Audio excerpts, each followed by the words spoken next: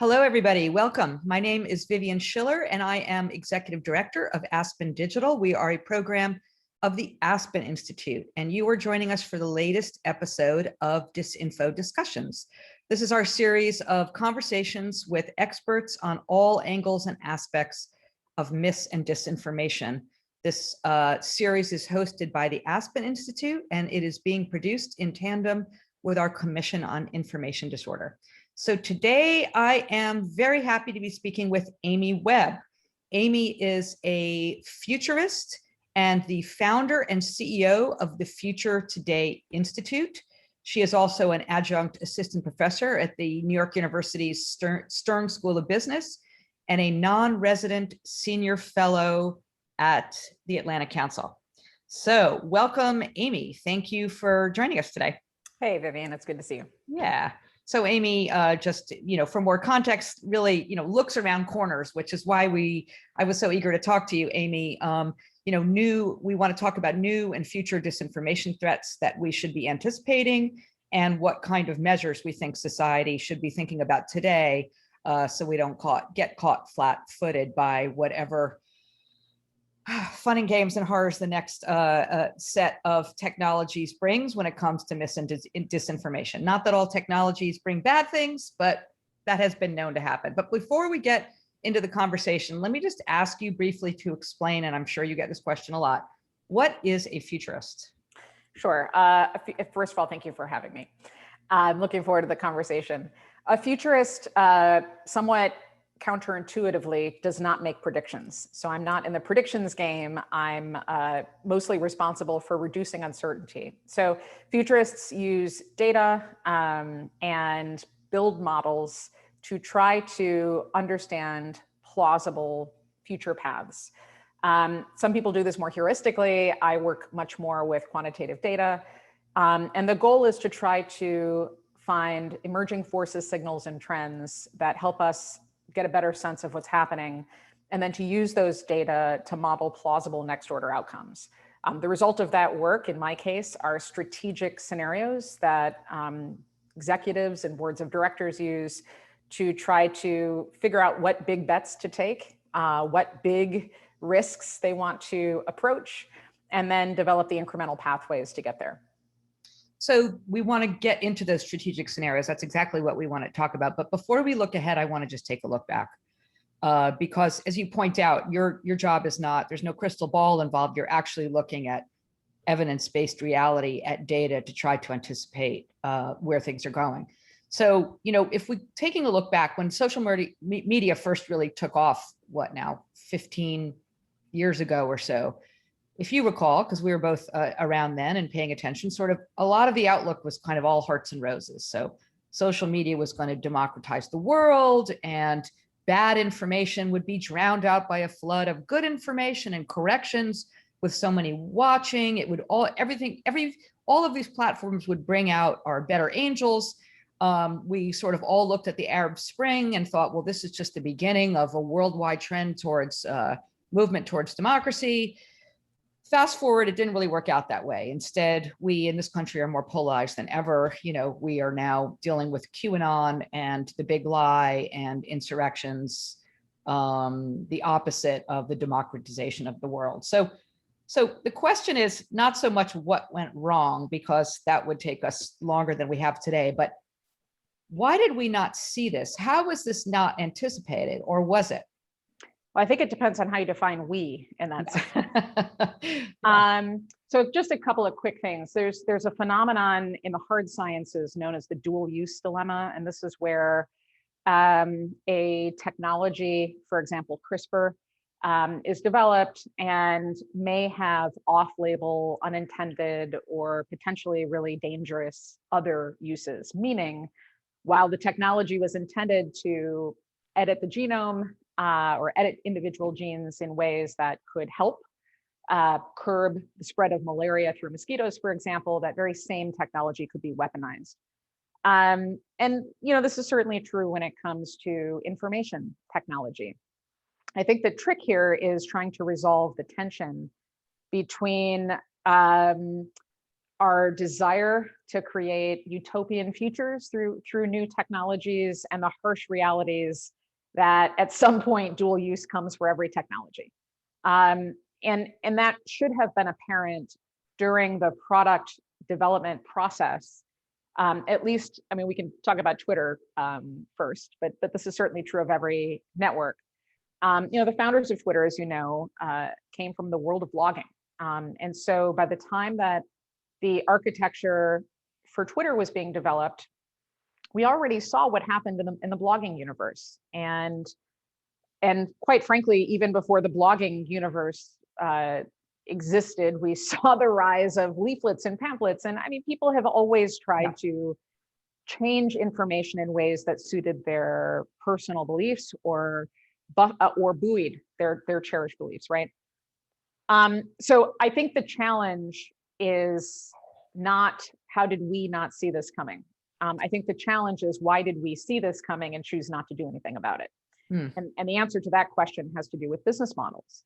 I absolutely saw this coming. I was at the State Department talking to some people, some of the undersecretaries about this in 2011, 2012.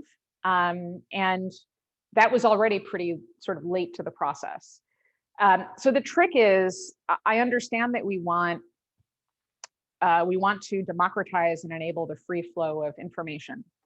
But the reality is that humans are no longer entirely in control of that process. We have designed systems that are that have been developed to autonomously make decisions, but also to try to get us to contribute more of our attention.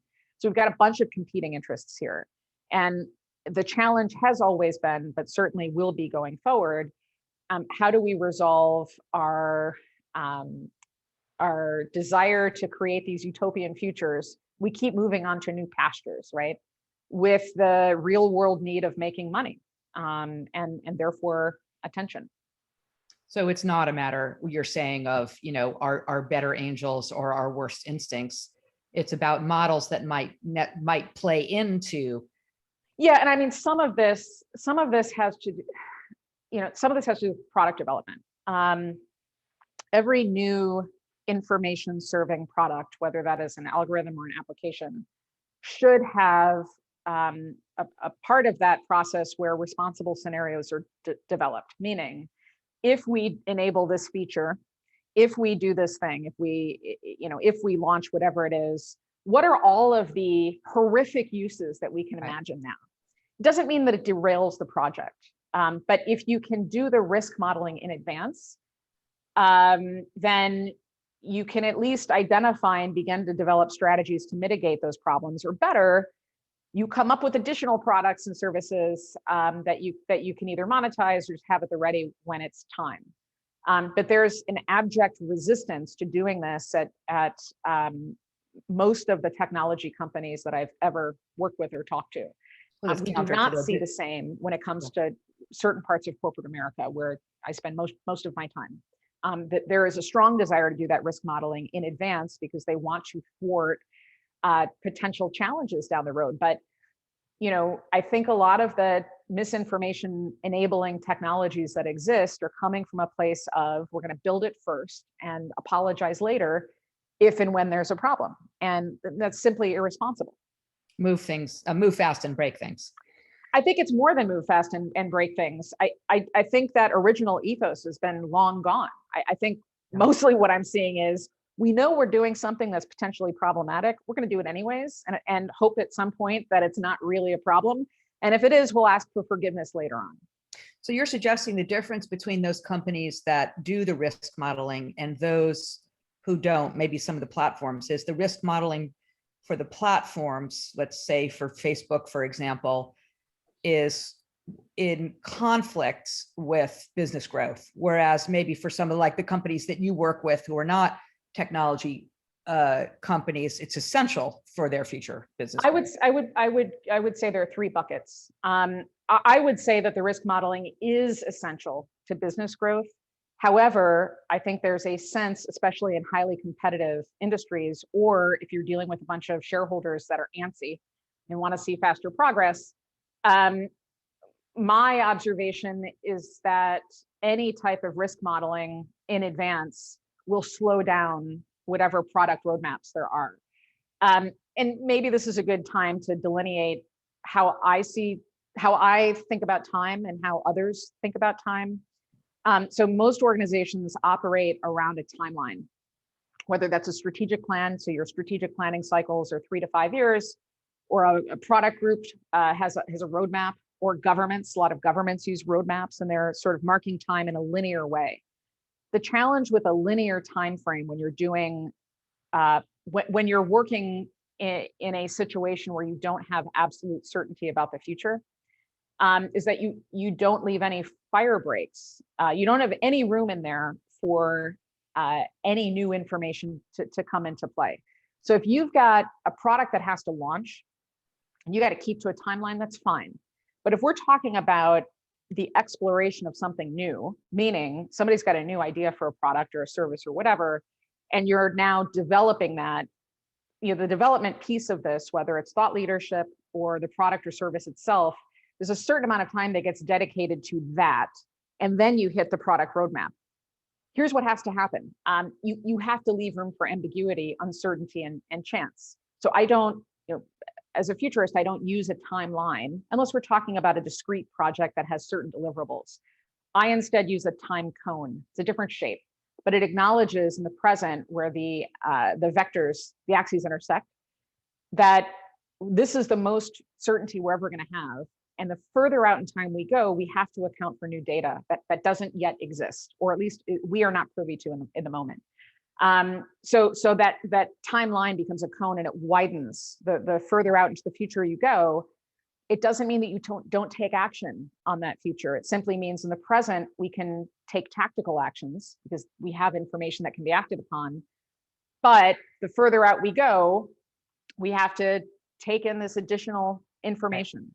And be willing to make adjustments, right? So every product, every service, and quite frankly, every strategic plan, the strategic plan comes next. So it goes tactics and then strategy, but that has to fit into the vision of the product, service, or organization. And then ideally, your executives are thinking about transformation. How does all of this evolve? What I see happening in most companies, but certainly in the tech sector, with the exception of maybe Amazon, is oscillating between tactics and strategy. I see very few executives, very few organizations that are willing to go farther out and think about long-term transformation. And that, I think, is responsible for the misinformation catastrophe that we're living through. Because they are too tactical and not thinking through the longer term. Right, and some of that is market-driven. So some of that, it's out of your hands. The street doesn't like R&D. Right. And so there's not a lot of wiggle room for companies that want to do basic research to explore potential off-label uses or knock-on effects of algorithms or products.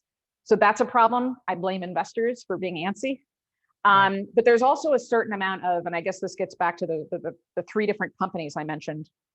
There are companies that see longer-term modeling as a critical component to growth, and it is. There are companies that believe any type of risk modeling is just going to derail them, or it's like somebody coming in and saying no, which is obviously not the case, but there's that. And then there's the other company group that understands the power of doing this work and is terrified of being opened up to a class action lawsuit in the future. I've run across that a couple of times, that legal and risk, your CROs and your chief legal officers, get real nervous when a company starts doing risk modeling, because, and again, I think this is the wrong interpretation, but they become nervous that at some point in the future, somebody's going to turn around and sue them. We haven't seen any precedent for that in a courtroom where the work of risk modeling in futures was damaging to a company in the longer term, but Which tech companies are doing it right? I know this is an unpopular opinion, but it's obviously Amazon. Amazon, Jeff Bezos, for all of his foibles, I think is our greatest, truly visionary long-term thinker. Now, you could argue that the tactics piece of this, as it exists in Amazon warehouses, is awful for some people. But it's very difficult. Here, let me give you a concrete example because I think it fits into misinformation. So pretty soon, if not already, by the time you're listening or to this or watching it, Amazon Sidewalk will be legal in the United States. It'll be on.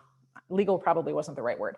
This is a mesh network operating at the scale of a neighborhood. So basically, if you're not familiar, a mesh is a closed network where all of the connected devices pool their connectivity resources.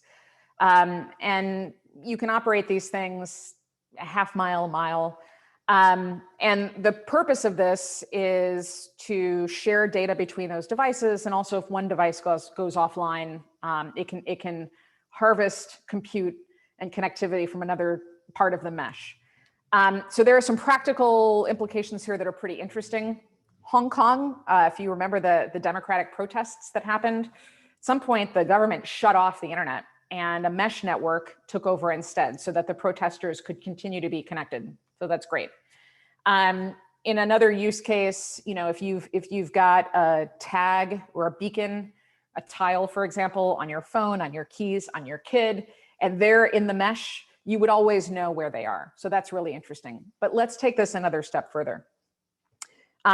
After COVID, a lot of cities in the United States were thinking about using smart cameras so that they could track people and determine, do they have elevated temperatures? Do they have respiratory issues? As a way of tracking who might be spreading COVID around. I don't know what the plan was after that, if they were gonna have COVID police come and round people up. But okay, so that didn't pass. Westport, Connecticut tried to launch a bunch of security cameras. There were a bunch of cities. It didn't go anywhere because overwhelmingly in the United States, there's a fraught relationship between third-party vendors and tech companies and city councils for many reasons. So we don't have a lot of smart city activity in the United States. Now, this is where Amazon, I think, is doing a brilliant job of thinking about long-term transformation. If you're in a neighborhood, as soon as Sidewalk gets turned on, which by the way, you have to opt out of versus the other way Most around. people don't do. Yep. Yeah. You've got Ring cameras. Half my neighbors have Ring cameras. You've got people with Alexa devices. You potentially have people wearing Alexa Halo wristbands. There's a lot of different devices that are connected to that network. So here's my question.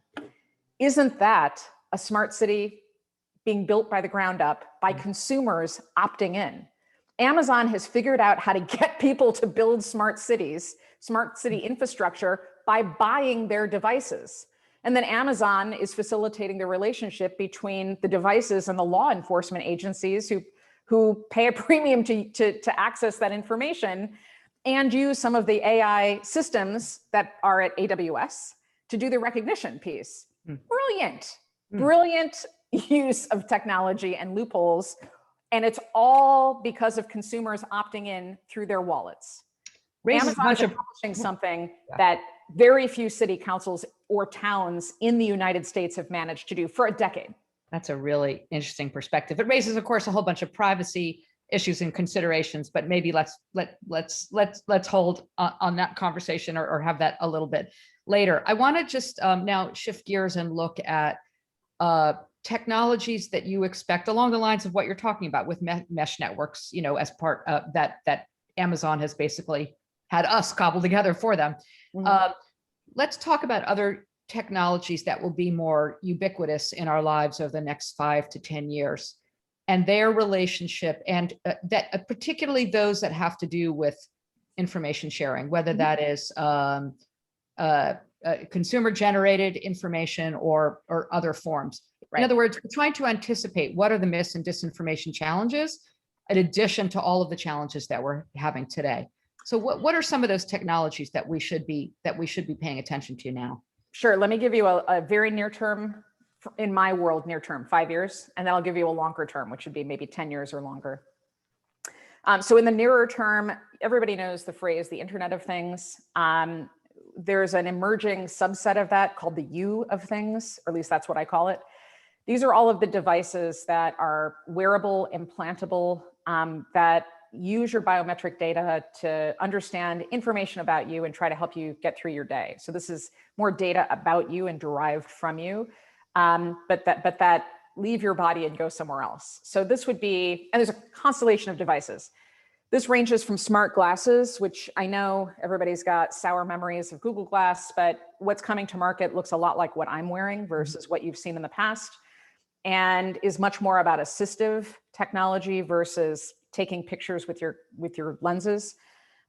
We built a model showing this in 2018, and there was a lot of resistance to that model because not only did it say we'll wear devices, it also said that we will be using our smartphones less, that the new rate of penetration would be declining, which of course it is. You know, and there's many reasons for that, but the question is, what does this mean going forward?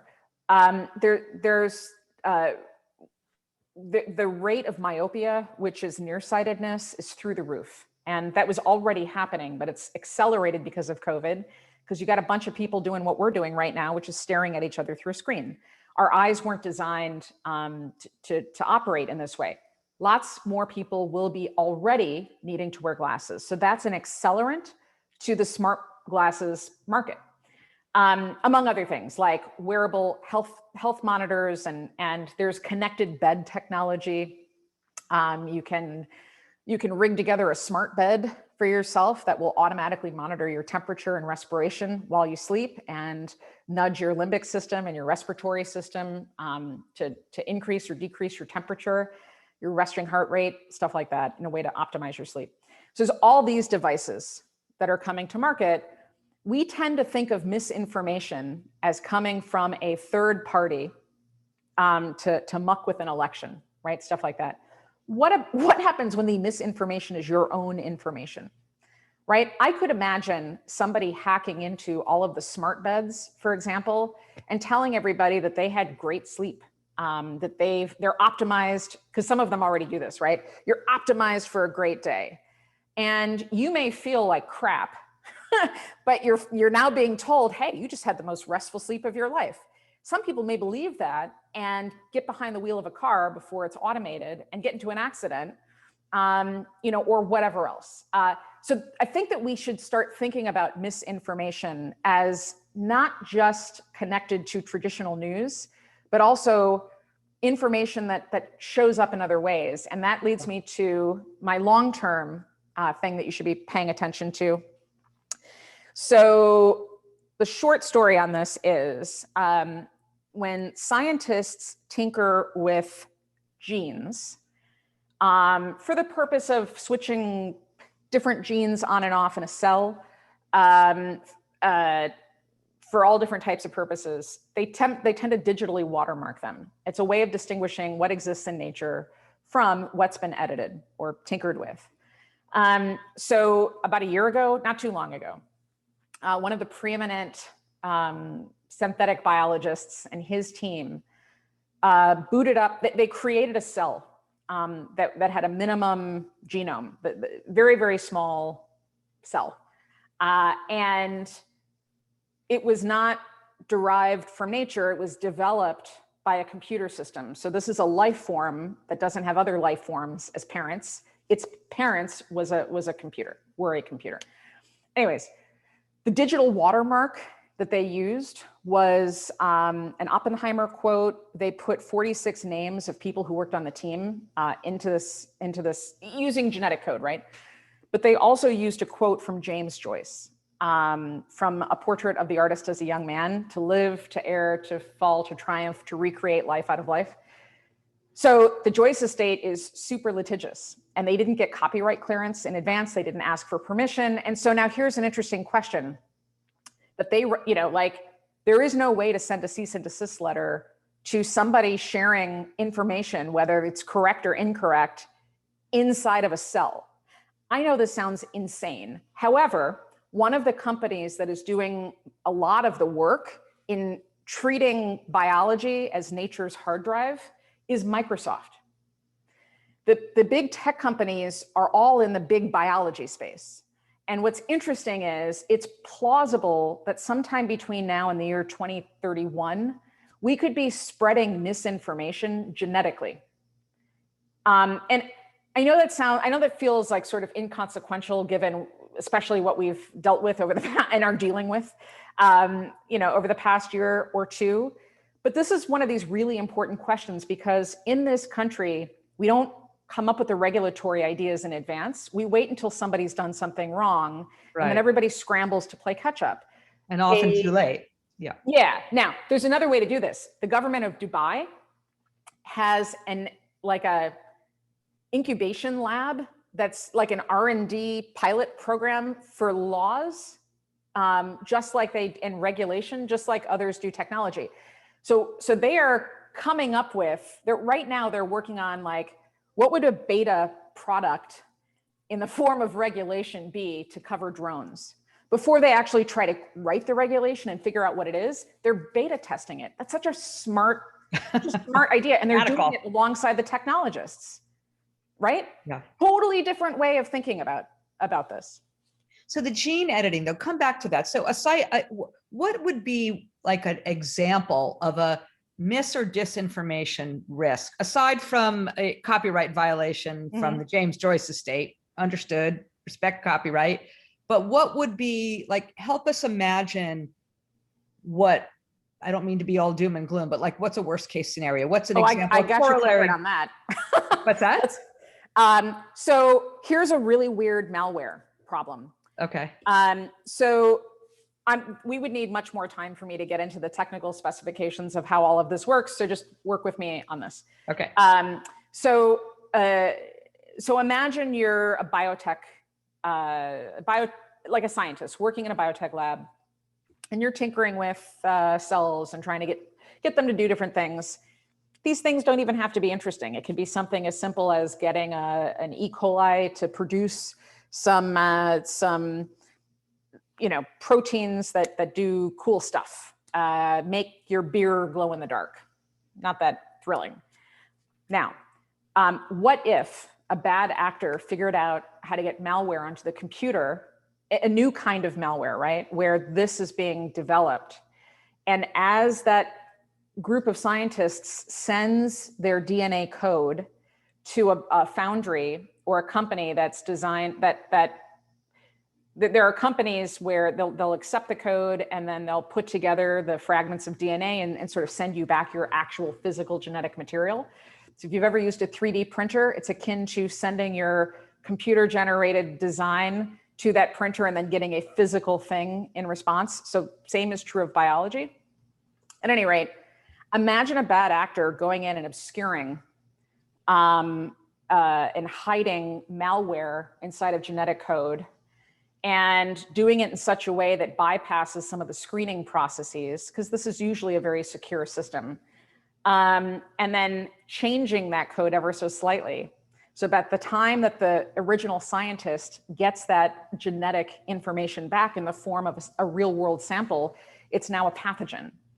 That actually was like somebody did that on paper, a team of scientists at the University of the Negev. And so I read that, and that is very dangerous misinformation. Okay. What's that? I said, I would say, yeah. Yeah, now here's the rub. So I was like, this is bad. Who would be, like, if this ever actually happened, who's in charge of that?